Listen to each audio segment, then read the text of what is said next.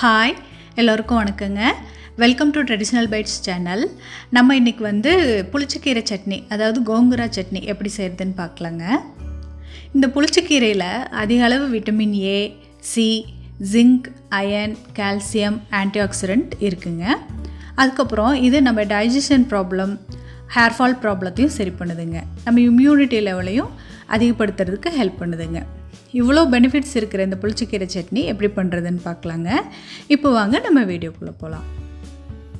நான் ஒரு 2 கைப்பிடி அளவு புளிச்சக்கீரை எடுத்து க்ளீன் பண்ணி எடுத்து வச்சுருக்கிறேங்க. அப்புறம் ஒரு 100 கிராம் சின்ன வெங்காயம், நம்ம காரத்துக்கு தேவையான அளவு காஞ்ச மிளகாய் எடுத்துருக்குறேங்க. கொஞ்சமாக கருவேப்பிலையும் எடுத்து வச்சுருக்குறேங்க. இப்போ இதெல்லாம் வதக்கிக்கலாங்க. நான் ஒரு வாணலியில் ஒரு 2 ஸ்பூன் அளவு நல்லெண்ணெய் சேர்த்திக்கிறேங்க. இந்த எண்ணெய் காஞ்சதுக்கப்புறமா ஒரு 2 ஸ்பூன் உளுந்து சேர்த்திக்கிறேங்க.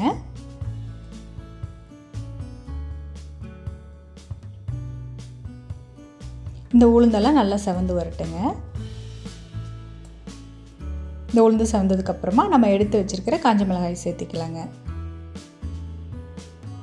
மிளகாய் சேர்த்து ஒரு வதக்கலாங்க. அப்புறமா நம்ம எடுத்து வச்சுருக்கிற சின்ன வெங்காயம், கருவேப்பிலையும் சேர்த்து நல்லா வதக்கி எடுத்துக்கலாங்க.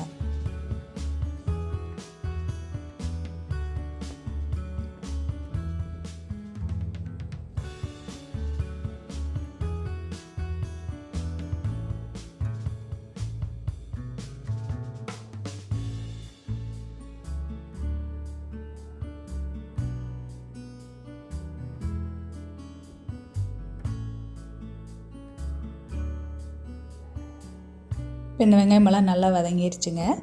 இப்போது நம்ம க்ளீன் பண்ணி எடுத்து வச்சுருக்கிற புளிச்சக்கீரையை இதோடு சேர்த்துக்கலாங்க.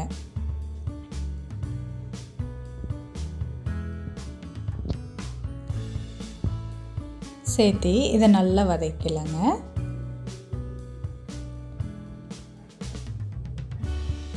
இதுக்கு புளி, தக்காளி எல்லாம் சேர்க்க வேண்டியது இல்லைங்க. இந்த புளிச்சக்கீரையில் இருக்கிற புளிப்பே போதும். இப்போது இந்த சட்னிக்கு தேவையான அளவு உப்பு சேர்த்து நல்லா ஒரு பரட்டிக்கலாங்க.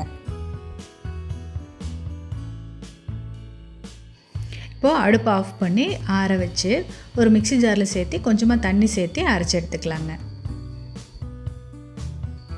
இப்போ சட்னி அரைச்சி எடுத்தாச்சுங்க. இப்போது நம்ம தாளிச்சிக்கலாங்க.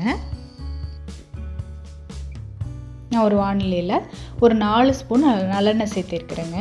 இந்த எண்ணெய் காஞ்சதுக்கப்புறமா ஒரு அரை ஸ்பூன் கடுகுளுந்து சேர்த்திக்கிறேங்க. கடுகுளுந்து பொரிஞ்சோடனே நான் ஒரு கட்டை அளவு பூண்டை நல்லா சின்ன சின்னதாக நறுக்கி வச்சுருக்கிறேங்க. அதையும் இதில் சேர்த்திக்கலாங்க.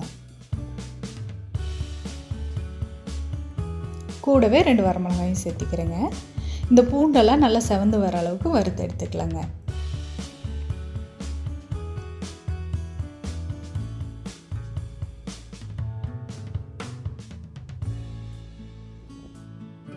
இந்த பூண்டெல்லாம் நல்லா செவந்துருச்சுங்க.